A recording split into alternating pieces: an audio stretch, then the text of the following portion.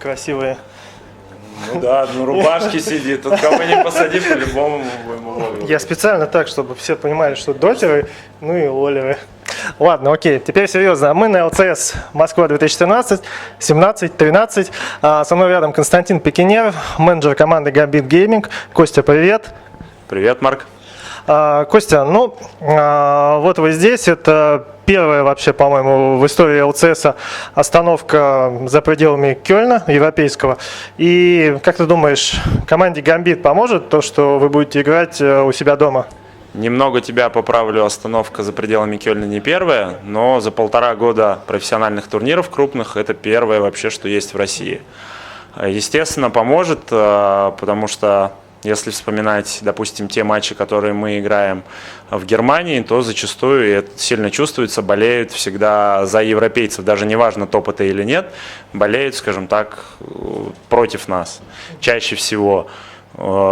Если брать, например, там Польшу и Францию, то тут я, наверное, скажу так, что больше у нас фанатов в этих странах, и нас очень активно поддерживают. Даже еще я вспомню Даллас. В Далласе, когда мы выступали против американских команд, болели больше за нас, нежели за них. И этот факт нас тогда очень порадовал. Но вот именно в Германии как-то, если мы встречаемся с Европой, то все-таки больше поддерживают их, нежели нас. Поэтому я надеюсь, что здесь, в родных стенах, мы почувствуем эту поддержку. Мы этого ждали давно, очень давно хотели не только выступить при полном зале своих болельщиков, но и пообщаться с ними, уделить им как можно больше внимания не в онлайне, а в реальной жизни. Слушай, по поводу болельщиков, я видел, что с вами приехал Light of Heaven, игрок в Доту, выступал за Нави, сейчас выступает за Empire. Это что, ваш хитрый план, как дотеров перевести в лоу, или что это вообще? Нет, Дима один из друзей нового игрока нашего Даркера. Ну и помимо Даркера, я, Алекс, мы в хороших отношениях с Димой, я его знаю давно, еще с времен Virtus.pro. Он приехал нас поддержать, поболеть за нас, поэтому... Ну вы не учите его играть в лоу, я надеюсь. Все может быть. Просто я смотрю, как он за Empire играет, такое ощущение, что он в лоу уже начал играть. Нет, в лол он не начал играть, но... Ему интересно, скажем так. Черт. О вашем новом игроке Даркере. Я думал, что он из Польши, оказался он из России. Как он вписался в команду? Хоть времени прошло немного, но уже можно сделать какие-то выводы. Пока еще он не имеет статус официального 5-го игрока, сейчас он еще на испытательном сроке. Андрей, сам, если коротко о нем, из Калининграда, ему 20 лет. Он играл долгое время как в доту, так и в лол. К сожалению, до этого у него не было никакого опыта. Впрочем, как и у любых других 5 игроков, если не рассматривать наш состав, у него не было опыта международных выездов. Но это я не вижу особой проблемой. На DreamHack он себя показал очень уверенно, особенно во второй день. Сыграл на хорошем уровне. Мало того, что не было никаких, скажем так, нервяков, так при этом он еще и показывал стабильную игру, очень хорошую, достойно отыграл. Как я уже говорил в других интервью, окончательное свое решение мы скажем в конце июня по поводу нашего 5-го игрока, а пока ведут активные тренировки, мы притираемся и смотрим друг на друга, скажем так. Вообще, в России, да и в СНГ, не так уж много игроков высокого уровня. То есть, если предъявлять требования, которые можно предъявить к текущим игрокам Гамбита, за исключением Даркера, то, наверное, найти было игрока достаточно сложно. Как вообще был выбран Даркер? Рассматривались ли другие игроки или была только исключительно его кандидатура? Скажем так, вариантов было 2-3, но Даркер выгодно отличался от всех других вариантов. Во-первых, сложность в том, что мало хороших саппортов. Это не самая, популярная роль в игре, это раз момент. 2 момент, поэтому поиск сузился. Момент номер 2, мы ограничили себя гражданами России или Украины. ну, желательно было России. То есть русскоговорящий для того, чтобы коммуникация была в команде несколько на ином уровне. Есть опыт зарубежных команд, интернациональных, когда у них за счет этого страдает коммуникация в команде, ну и, соответственно, принятие решений, быстрота принятия решений. Когда идет тимфайт, там решает каждая доля секунды. Если ты будешь думать, как тебе сказать по-английски, там, фокусим этого или того, это решит исход тимфайта и исход встречи. Поэтому для нас этот момент очень важный. Ну и изначально вообще команда создавалась как российская, и мы хотим эту идею сохранить по возможности. Пока это будет нам позволять возможности наши, мы будем стремиться к этому и сохранять единый российский состав. Почему именно Даркер? Потому что ранее он играл в одной команде вместе с Алексом, Генджи и Дарианом. Вот, поэтому ребята примерно знают его уровень игры, знают, чего от него ожидать. Он несколько раз до этого в онлайн-матчах выступал за нас в качестве замены. Поэтому, скажем так, он наиболее известный для нас, если смотреть там, из числа 2-3, которых мы рассматривали кандидатуру. Понятно. Поговорим о том человеке, чье место занял Даркер. Ну, я знаю, что Госпеппер несколько раз пытался уйти из команды, наконец ему это удалось, вы его отпустили, отдали паспорт, ну и все, что остальное забрали у него. Как команда чувствовала себя вот за несколько дней до того, как все это решилось, и после этого, там, в течение нескольких дней, был ли сильный такой упадок моральный или нет? Ну, все решилось буквально в течение 2 дней. То есть мы с Эдуардом много разговаривали, я просил его хорошо подумать, потому что никто из нашей команды не хотел, чтобы он уходил. Скажем так, это решение, ты правильно сказал, что он неоднократно хотел уйти. Решение это было взвешенным, обдуманным. Да, поначалу мы понимали то, что сейчас нас ждут сложные времена. Ну, не было такого, что там все растерялись, чего делать. Мы сразу на следующий же день связались с Даркером и начали тренировки, чтобы не терять драгоценное время. Нас пугало, наверное, больше другое, то, что сможем ли мы найти человека, игрока в России такого же уровня, при этом нас тревожила поездка на DreamHack, до которой оставалось менее недели. Впереди были одни выходные, после этого были праздники, 12 число. И каждый знал, что оформить визу за столь короткий срок практически не получится. Это означало для нас, что мы будем выступать с европейской заменой на DreamHack, где пройдет Super Week. А в рамках Super Week ты играешь 5 матчей. 5 матчей – это фактически как 2-3 обычные недели. То есть ты за одну неделю, потом еще Москва, мы тоже думали, что будет Super Week. И мы понимали, за первые 2 недели мы можем проиграть фактически 10 матчей, это 1/3 турнирной таблицы. Если мы не найдем, во-первых, не найдем адекватного саппорта, не успеем с ним сыграться и не успеем решить все его паспортно-визовые вопросы. Ты сам знаешь, что половина киберспортсменов банально не имеют загранпаспорта, не говоря уже о визах. Кто-то теряет его.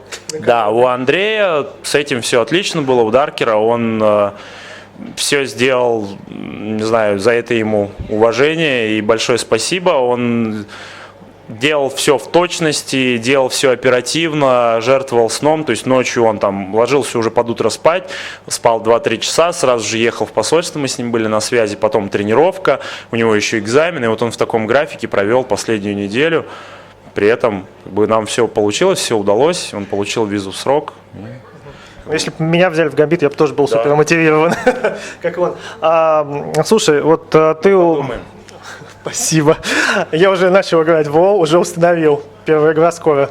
Ты упомянул, что график такой достаточно сложный. DreamHack, ну, много игр приходится.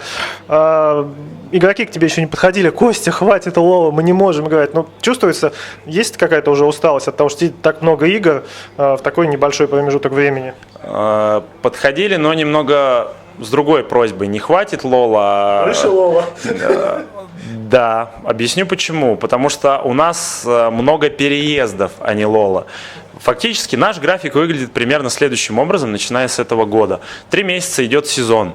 Мы все эти 3 месяца каждую неделю играем официальные матчи. Регулярный сезон, затем плей-офф. В среднем каждый четверг мы стартуем из дома там, в Германию, во Францию, в Бельгию, Польшу, Швецию и так далее, там, США, неважно какая страна. И в понедельник возвращаемся либо в понедельник вечером, либо во вторник утром.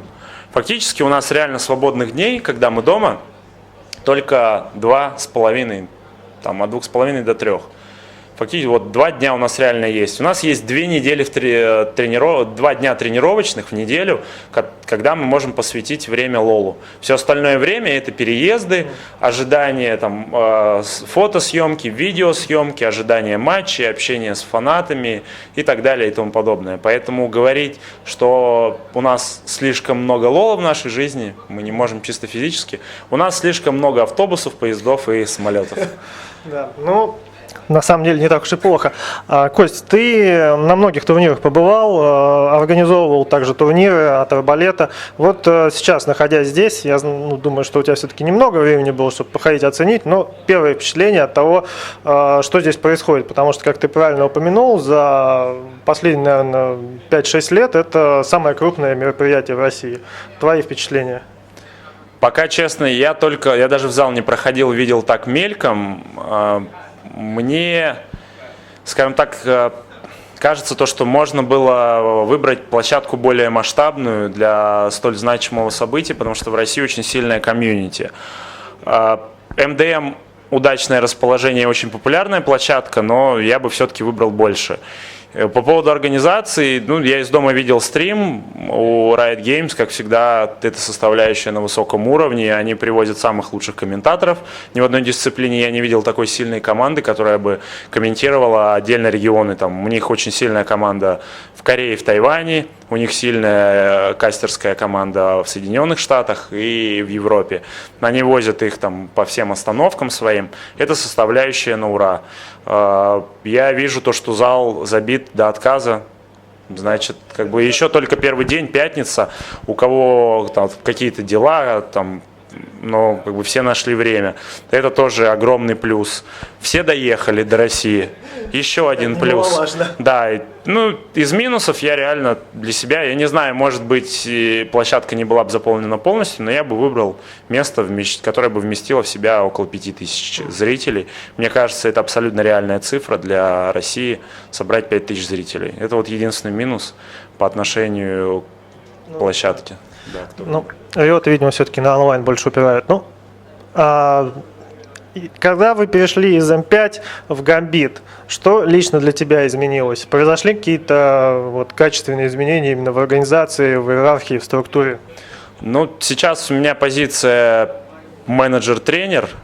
Лично для меня очень много функций с меня спало, потому что в М5, если брать уже окончание года, то в мои обязанности входило по большому счету все, начиная с веб-сайта, продолжая дальше все организационные моменты как менеджера, дальше тренерская деятельность, далее финансовые вопросы, далее спонсоры, средства массовой информации. Все, что есть в организации, в мою компетенцию входили все вопросы. Сейчас меня касается исключительно вопросы, которые связаны непосредственно с игроками, с командой. Наш тренировочный процесс и организация наших поездок. Все остальные вопросы на мне не лежат. И слава богу, потому что я не представляю, если бы продолжился бы. При этом мне пришлось еще и уволиться с основного места работы.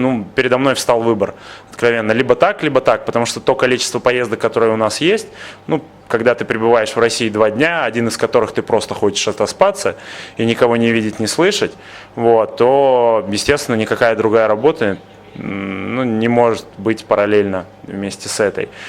Если бы у меня был бы такой же объем функций, то я бы, наверное, застрелился. Реально. Сейчас весь фокус идет, я сейчас с ребятами, начинается тренировка у нас 6 до 2 ночи, я всю тренировку вместе с ними, и в скайпе, и в лоле мы там общаемся, смотрим, подбираем там с оппонентов, далее фокус определенный делаем там на чемпионов, на какие-то страты, там, на начало игры, далее там делаем упор. Допустим, есть у нас такие моменты, мы с одними знаем, с одной командой нам лучше тренировать агрессию, с другими нам лучше тренировать дефенс, пассив, потому что мы уже знаем спарринг-партнеров. Вот, поэтому сейчас у меня там почти полдня, это я с ними сижу. Дальше у нас после этого, ну, есть какие-то моменты, это я постоянно с организаторами, с нашими спонсорами согласовываю все наши поездки, выезды, это начиная от билетов, виз и так далее, все эти моменты фиксирую. Вот. После этого сам выезд 3-4 дня занимает, где опять-таки у меня либо тренерская функция моя, либо менеджерская. Вот. Поэтому мне, конечно, гораздо это удобнее, и, скажем так, этим я испокон веков больше всего и занимался после того, как перестал играть профессионально. Это мне, наверное, импонирует больше. Костя, у вас много переездов. Возникали ли какие-то неурядицы там на границе, что-то там куда-то хотели не пустить, или у вас все гладко, без эксцессов? Пока такого не было. Единственное, было с перелетами. Бывало, там один раз у нас Данил опоздал чуть-чуть на рейс. Вот это из того, что эксцессов. А так никогда не было. Там даже в Кёльне уже дошло до того, что некоторые пограничники знают нас в лицо. Вот, и они, это опять вы с французскими визами годовыми. Типа, и ставят штамп, удачи и так далее. Бывали в некоторых странах узнают либо там пограничники, либо уже таможенный контроль узнают те, кто в лол играют. Наверное, самое яркое вообще за 10 лет моей карьеры, самое яркое впечатление, это когда был промо-тур у нас от компании BenQ в Шанхае в прошлом году. И в Шанхае сначала мы уже улетали, были в обычной одежде, никаких признаков того, что мы киберспортсмены или мы там играем в лол. Сначала к нам на таможенном контроле, когда мы проходили, обратились, там начали брать автографы, потом мы уже, когда сидели, ждали рейс, полицейские подходили группами, 3 человека, потом 4, потом еще 4, приходили фотографироваться, брать автографы, мы им давали там, у нас были футболки с собой, вот, мы им подписывали, давали, и более 20 сотрудников аэропорта, такого я не видел никогда, нигде и ни с кем, там, даже если там, не знаю, может быть, такое в Корее есть со старкрафтерами. Да, вот. Возможно. Слушай, Кость, часто бывает так, что открываешь какую-то фотографию, где стоит команда, и ты там ставишь или какое-то видео, и под ними такой вопрос, а что с ними делает Харламов? Ты видишь, встречал такое под своими фотографиями? Да, встречал, часто бывает в кафе, ресторанах, ночных клубах. Привет, Гарик, дай автограф там. Но если человек сильно пьяный и мне его не хочется расстраивать, я могу, конечно, дать. Но просто был один случай, когда парень с девушкой, парень так прям подошел, моя девушка, твоя фанатка, дай, пожалуйста. Таких случаев я дал за него 2 раза в жизни автограф, это был один из них. Я понял, что переубеждать их будет тяжело, они были, весьма под алкогольным. Понятно. Алкогольное опьянение зашкаливало. Я думаю, дам я лучший автограф им, и пусть они думают, что это был Гарик. А так хочется, наверное... мне это приятно, скажем так, 50/50 меня узнают как меня и узнают как Харламова. Почему? В Москве, в метро, на улицах, в кафе, в клубах, в барах, там. Поэтому приятно то, что не только, скажем так, есть какое-то сходство, там племянник даже меня маленький иногда путает. Но если уж мой родной человек меня путает, то что говорить там о людях посторонних. Вот, поэтому, когда узнают 50/50 и как Харламова, и как меня самого Грува, это приятно. Потому что если бы только как Харламова, я повесился бы, да. Хорошо. Не хочу быть похожим на кого-то другого, я хочу быть просто самим собой, и все. Некоторые говорят, пользуйся. Некоторые говорят, пользуйся этим, ты что там, чувак. И, те, кто знает меня давно, они понимают, что я не похож. Но говорят, это же так круто. Не вижу ничего хорошего быть похожим на другого человека. Да, Кость, будем заканчивать. Какие-то последние слова вашим поклонникам, фанатам, партнерам? Я, наверное, все скажу тем, кто пришел сюда уже лично, потому что мы будем все эти 3 дня активно общаться с ребятами, отвечать на вопросы, фотографии, видео. А тем, кто болеет за нас из дома, из других городов, не расстраивайтесь. Я надеюсь, что лол будет популярнее и популярнее. И, скажем так, подобные события будут становиться крупнее и чаще. Мы с вами сможем встретиться. Естественно, спасибо большое всем нашим спонсорам. BenQ, Pringles, SteelSeries. Вот. Если бы не они, не было бы возможным то, что мы путешествуем. Просто мы сейчас самая путешествующая команда в мире за всю историю, наверное, там, ну, если историю киберспорта взять полгода отдельный, то больше, чем мы, не путешествовал никто. Поэтому им за это спасибо. Они не просто спонсоры, но еще и наши активные болельщики. Они сопереживают и с пониманием относятся ко всему, что происходит в нашей жизни. Кость, извини, последний самый вопрос. BenQ, SteelSeries, как бы понятно все. Мониторы, мышки, девайсы, Pringles, чипсы. Непонятно. Да, непонятно. Могу только открыть маленький секрет, что мы с ними работаем в тестовом режиме. Скажем так, они хотят для себя понять, потому что LoL – это компьютерный спорт, а в реальном спорте, если вы посмотрите, большинство компаний, производящих чипсы, спонсируют очень много команд, особенно в футболе, там, не буду называть марки. Вот. Много кто спонсирует очень крупные клубы. Сейчас они пробуют, делают первые шаги. Если их все устроит, то я думаю, что этот тестовый режим перейдет уже в более развернутый формат. Это не мое достижение, сразу скажу. Там, повторюсь, я менеджер и тренер, вот, но мне приятно, потому что, ну, раз обратили на нас внимание, значит, тоже мы чего-то стоим не просто так. Видят нас некий потенциал. Поэтому чем больше будет приходить подобных крупных компаний в киберспорт в разных регионах, тем будет лучше всем нам, и болельщикам, и игрокам, и организаторам. Все от этого получат бонусы. Мне кажется, самое главное, когда рекламируешь чипсы, не опуститься на дно, как футболист. Да, нет, ни в коем случае. Мы больше, наверное, хотели бы, чтобы нас сравнивали с хоккеистами, исходя из тех достижений, которые у нас есть. Я думаю, что мы, ну, где-то ближе к ним, чем к футболистам. Да, ну, по результатам, по крайней мере, это так. Вот, поэтому не надо нас сравнивать, пожалуйста. Ну, хорошо, Костя, огромное спасибо тебе за интервью. Я желаю тебе и твоей команде удачи, искренне. Обычно я так просто говорю, удачи для Да. проформы, а вам желаю искренне. Спасибо.